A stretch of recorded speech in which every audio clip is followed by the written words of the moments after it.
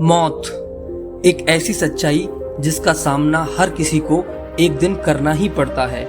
इस पृथ्वी पर जन्म लेने वाला कोई भी जीव इससे बच नहीं सका, चाहे वो मनुष्य के रूप में अवतार लेने वाले स्वयं भगवान ही क्यों न हो। मरने के बाद धर्म के अनुसार मृत शरीर का अंतिम संस्कार कर दिया जाता है। तो आइए जानते हैं, मृत शरीर का अंतिम संस्कार ना किया जाए तो वह किन किन चरणों से होकर नष्ट हो पाता है।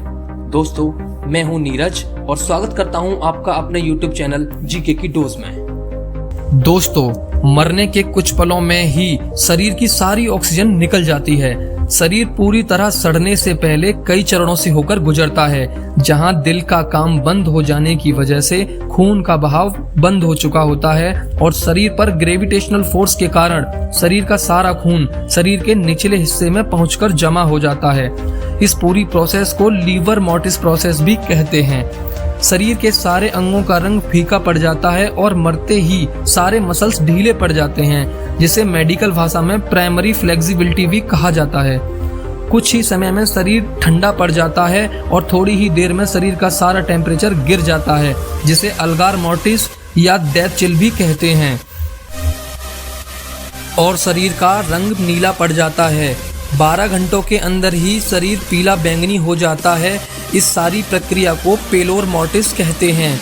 फॉरेंसिक एक्सपर्ट इस रंग से ही मौत का एक्चुअल टाइम पता करते हैं। मौत के 3 घंटों के बाद शरीर की कोशिकाओं के अंदर होने वाले केमिकल चेंजेस से मसल्स कठोर होने लगते हैं, जिसे रिगर मोर्टिस कहते हैं।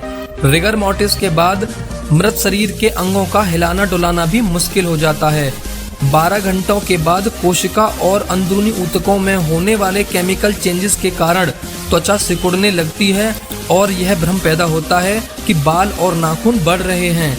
इसके बाद सारी कोशिकाएं मर चुकी होती हैं। कोशिकाओं के मरने के कारण फिर शुरू होता है शरीर का डिकम्पोजिशन और मृत कोशिकाएं कमजोर होकर फटने लगती हैं और उनका काइटोसोल निकल जाता है, जिसमें प्रोटीन और एंजाइम होते हैं, जिससे आसपास के सारे ऊतक खत्म हो जाते हैं।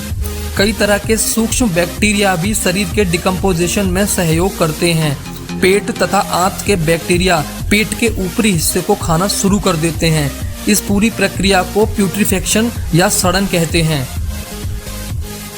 जीवाणुओं द्वारा एमिनो एसिड के खत्म होने से कई तरह की अशुद्ध गैसें उत्पन्न होती हैं, जो कई जीवाणुओं को आकर्षित करती हैं, जैसे टर्माइट यानी दीमक, घुन, झींगुर, मक्खी एक्सेट्रा एक्सेट्रा।